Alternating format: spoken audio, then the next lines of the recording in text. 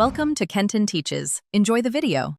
You start by picking a virtualization backend because Kubernetes needs a VM layer. Enable Hyper-V or install WSL2 and set it as default. This gives stable networking and file system performance. Next, install Docker Desktop for Windows and open its settings. Enable the bundled Kubernetes checkbox so Docker provisions a single node cluster. Once done, allocate at least 4 CPUs and 8 GB RAM in Docker's resources so pods can schedule. This prevents resource starvation during local testing. Once Docker's Kubernetes reports running, switch kubectl to that context so you communicate with the local cluster. Install kubectl if missing, or use Docker Desktop's integrated CLI. Make sure kubeconfig points to the correct file so commands target the cluster.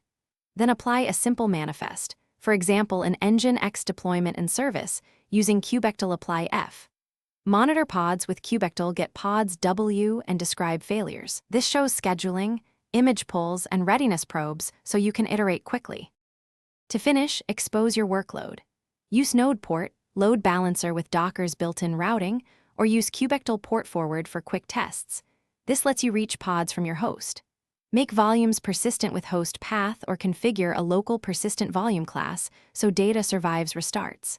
If things go wrong, start with Docker Desktop logs and then kubectl describe pods and kubectl get events to find scheduling or image errors. Make sure virtualization is still enabled in BIOS.